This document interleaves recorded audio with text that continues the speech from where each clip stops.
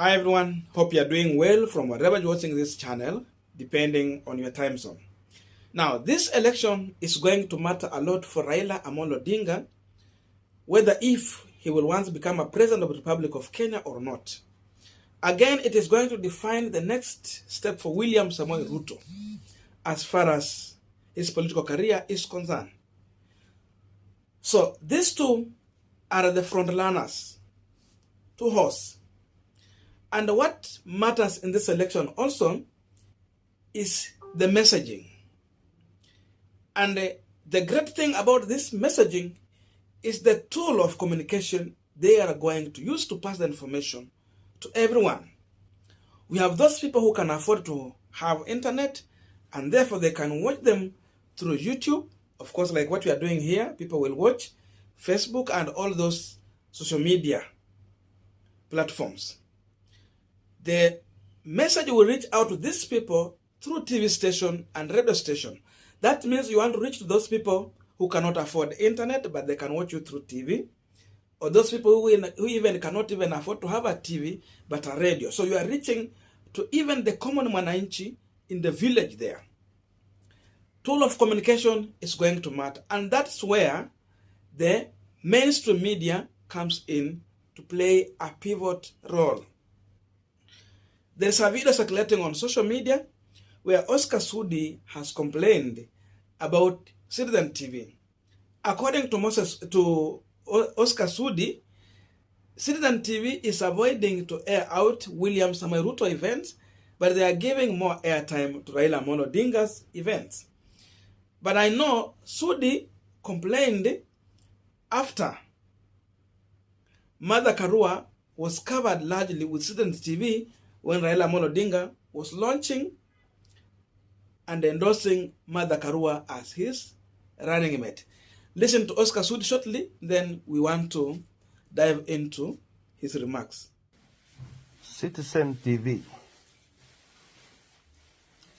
mnaweza report Azimio, mureport Junet Mohamed na ujinga yake yote na matuzi. Pia mnaweza lala kwa baba mzee wetu Raila Odinga, mlale huko mkiamkanga kwa blanketi ama kwa shiti, mtangaze kuanzia baba akipiga chai na mama wetu mpaka akisafa kunywe, akifaa viatu, akioga. Citizen TV. Uhuru ndio broker mkubwa wa Azimio. Chairman ni mwenye Citizen TV. Don't even airs. Tuko na mtandao na masimu yetu inatutosha. Kwaheri. Now we are continuing with the Punchline discussion, but just a quick request. You might be watching this channel, but you're not yet subscribed. So my humble request, please consider subscribing so that any other time, once we release a video like this one, you will always get notified.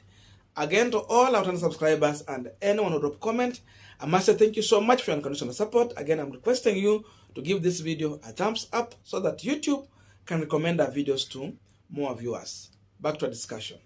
Now, William Ruto is right in the exact shoes where Raila Odinga was in during 2013, 2017, and those other elections that he has participated as a presidential candidate. Most of these media stations were not covering Raila Odinga because they had an interest with the state. But Raila, lucky enough, he had Citizen TV at his side.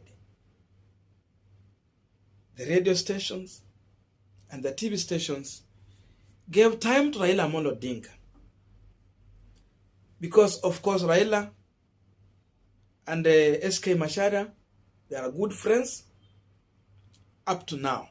So that favored Raila Odinga, and he was able to help Raila in sending out his message to the people, right, even to the village. Remember, wako even with the vernacular radio stations and the TV stations. So that helped a lot.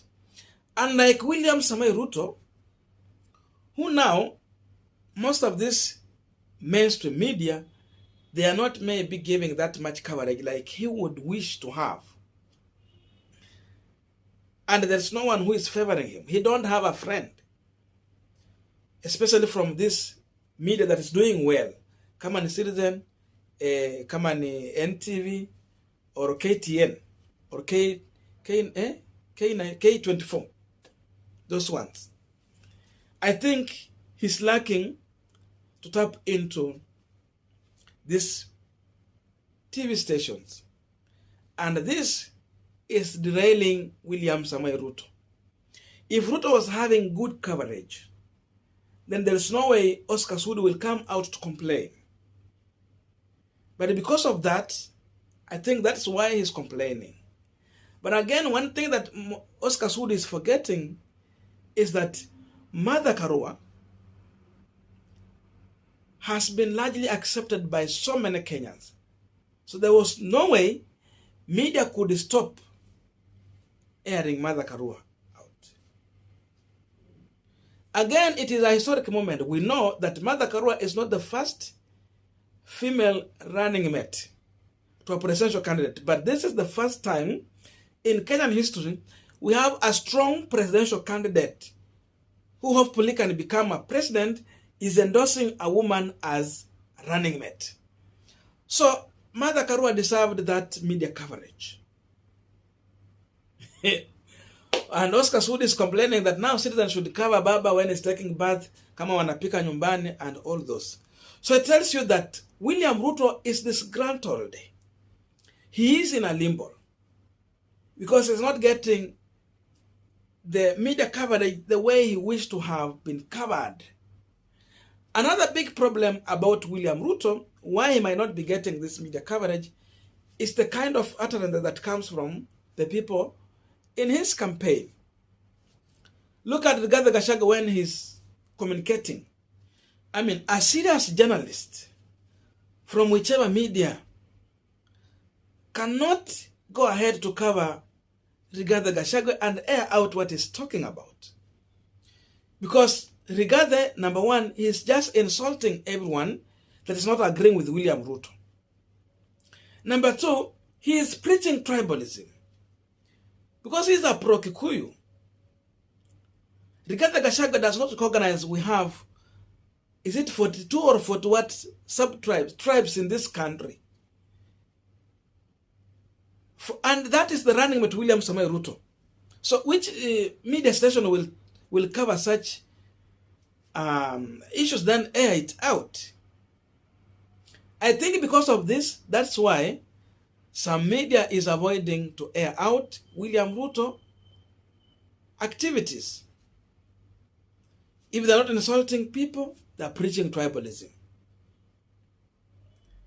And if not so, these people are confused. So because of this, I think that's one of the reasons why he's not getting the media coverage. And this is one of the tools that is going to be undoing for William Ruto in this campaign. If you don't get media coverage properly, you cannot reach out to the people in the village. You cannot reach out to the people who cannot afford internet every time. Those few of us who can afford internet, let's say it can be like 30% of Kenya. They're the people who will get what you are saying every day.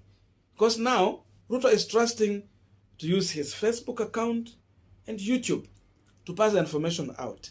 But now the question is, how many people is he reaching out to? He will have a rally. At the end of the day, that rally will end up having like 60,000 people watching that video. Then at the end of the day,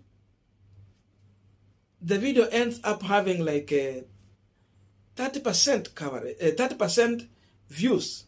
People who have watched what he's talking about.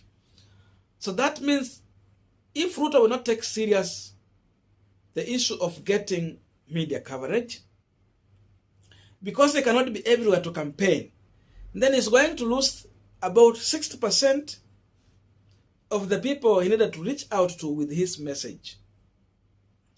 And that can tell you what will happen on ballot. If people don't get your message, if you don't repeatedly talk to them, then they are going to vote for the person whom they have covered more. Because if you keep on communicating to someone every time, and so you convince that person, so the more Raila Odinga will get more coverage, I think the more his candidature will be propelled. And in that way, I think Raila is scoring well this time round when it comes to media coverage.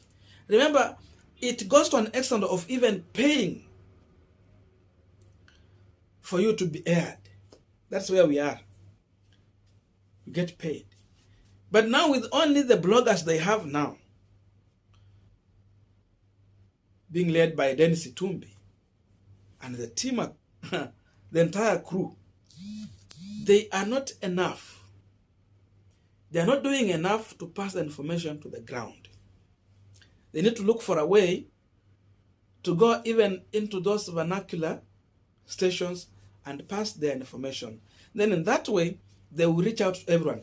Even in these rallies that they are attending, remember, most of the time they are paying people to attend these rallies. And again, not every Kenyan will come to those rallies. Every rally you call out in an area, it will always have attendance of maybe 20 to 30%. You can't have 100 or 80% attendance. So because of that, you are communicating to few individuals. Those who get to communicate to a huge number of people is the people who will walk village to village, like what we were seeing Mother Karua doing. She got to an extent of walking on foot from a village to village. But Ruto, I have not seen him doing that. He tried some time back. Wakati alikuwa anatengeneza, and by the way, even it was just a frame up. They were just trying to bring out a picture of William Ruto mingling around with the poor of the poorest on ground, the Mamambogas, where they organize somewhere for a hotel, they call it bottom-up hotel, then he visits there.